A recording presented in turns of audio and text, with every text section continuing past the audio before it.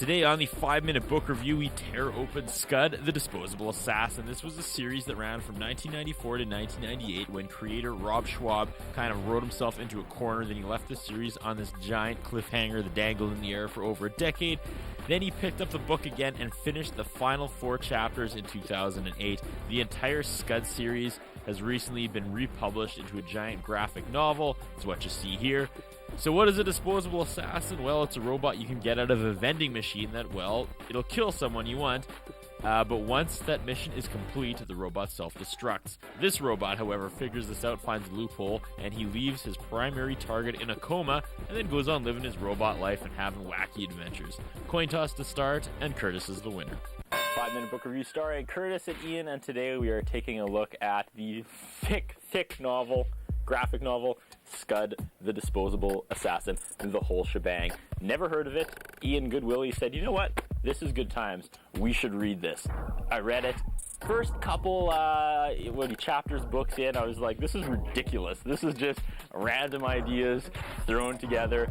And about a quarter of the way in, it clicked, and I have to say this is one of the most brilliant things I've read in a long time. This is the whole point of the book review right here, is to expose each other to different genres and books, and I couldn't be happier with SCUD the Disposable Assassin. As soon as the camera stopped rolling, I'm going to go buy this and proudly display it on my shelf. Nothing makes sense, but it all makes sense, and I don't know how else to describe it. It is so bizarre and out there, but about a quarter of the way in, like I said, all of a sudden the storytelling comes together and it is tight. It is one of the best thought out programs I've ever read. I'm not over zeal.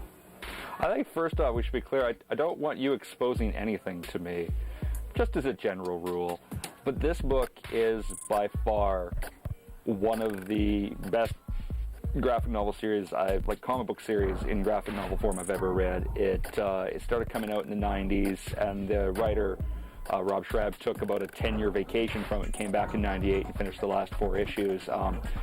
He's a demented individual. He works on the Sarah Silverman program, which kind of fits in with that. But this book is literally anything you can think of is crammed in there somewhere. Pop culture, whatever pop culture reference you can think of, whatever random insanity you can think of. Keep in mind, the main villain is Ben Franklin, who raises zombies from the dead using electric kites. He raises dinosaurs from the dead to attack a robot assassin from a vending machine with electricity funneled down to them by kites. How is that not awesome on every level? If I could just explain the plot a little more, it starts out that, he is a disposable assassin. You get him out of a vending machine, and as soon as his primary target has been killed, he explodes. But he doesn't figure that out till he's almost killed his primary target, which is this weird squid robot hybrid thing, which is named Jeff, which I also loved. And so he almost kills it, then realizes he's going to explode if he kills it, so he keeps this thing on life support, and then he just goes on other adventures. He meets a girl who's attracted to robots named Susudio, and my favorite character, Drywall. Arguably the cutest character I've ever seen in a comic book, Ian. I would agree with that. He is fantastic. I desperately love the fact that Jeff, 2 things with Jeff, the giant squid that's got a plug for a head, is female, and he discovered batches of eggs of it all over the place. And number 2, it runs around screaming non-stop quotes from movies, from Highlander, for instance. The moment where it's about to fight him and screams, "There can be only one," I almost died. I just broke rule number 1 of of the book review. I talk during your statement. I love Drywall.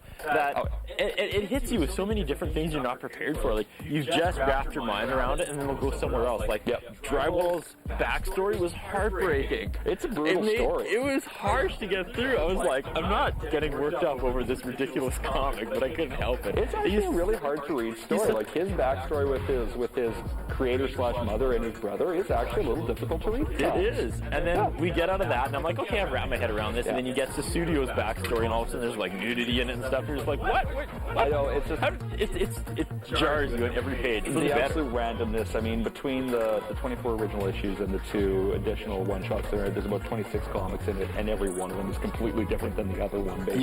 You could tell when he came back and finished that he was in a happier place. Yeah. But all in all, they still hold up. Definitely read it. Agreed. Go buy it. 100%.